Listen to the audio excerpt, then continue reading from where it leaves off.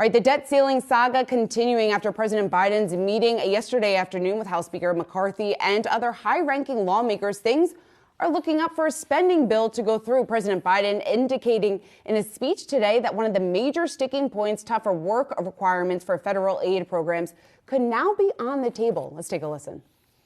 I'm not going to accept any work requirements that's going to impact on medical health needs of people.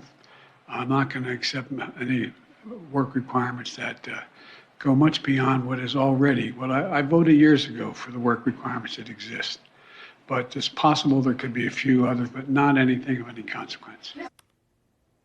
Our Yahoo Finance senior columnist Rick Newman is here with us, who has been tracking every single update out of Washington. Rick, what do you make of what we just heard from President Biden, the fact that worker requirements seem to be on the table? That was a very wobbly statement by him, wasn't it? So it basically sounds like he's saying, I will accept some kind of new work requirements that are basically symbolic and hollow, but nothing that actually makes any kind of difference.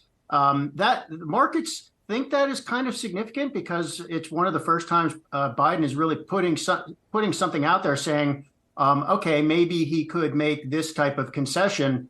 But you've also got a lot of Democrats, mostly progressives in the more liberal side of the Democratic Party, saying, what is Biden talking about here? Don't do that, man.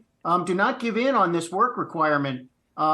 So does this seem like something that could end up being part of a deal? Possibly. And I think everybody needs to remember here that the goal on neither side, among either political party, is to actually do very much that gets the national debt under control. It's to try to create the posturing that makes it look like you are serious about getting the national debt under control. So if Republicans would end up with a deal that says, see, we were able to enact some work requirements. Conservatives have been trying to do that for a long time. We won on this one. That's what they'd be after. And if Biden can say, we gave them a meaningless little sop to get them to prevent default on U.S. debt, no one's really going to hurt by this. That might be a win for Democrats, too. So we're not there yet. We're actually still pretty far away. But I guess we're happy to see even the smallest bit of progress at this point.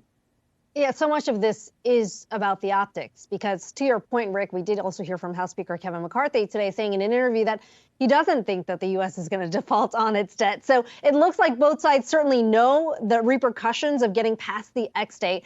One thing I want to ask you, though, is this thing that we keep hearing the Democrats raise about urging the president to use the 14th Amendment to raise the debt ceiling. And I'm curious, as we get closer to that X date, where that conversation is. I mean, is that a real option that's being looked at? It has to be a real option. I think it's a very low probability option because it's something that nobody has ever tried to do before, and it's not clear how markets would react. I mean, just to make it clear what everybody's talking about when they talk about the 14th Amendment, the 14th Amendment dates to, I believe it is 1868. It was enacted after the Civil War. And it's not mostly about debt, but there's one phrase in there that says the validity of the debt of the United States shall not be questioned.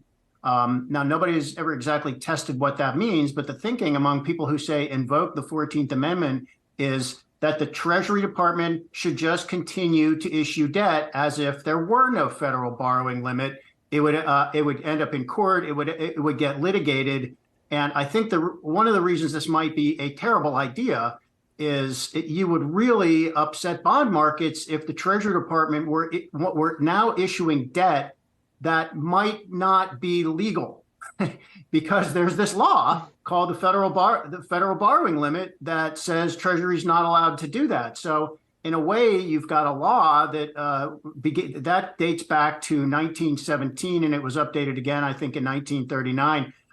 So you've got the 14th Amendment, 1868. It comes before the law. So if this ever made it to court, the thinking is, well, the Constitution comes first, and there's a good chance that the Supreme Court would say the debt ceiling doesn't even abide by the Constitution. Let's just throw it out completely. But it would be a holy mess before you ever got to that point.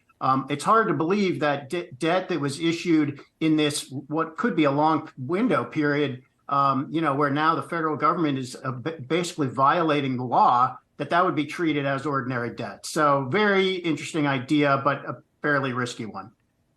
Yeah, it's an interesting conversation, Rick. I know we could count on you for a history lesson around the 14th Amendment. Rick Newman, as always, I've had to learn all this stuff, you know?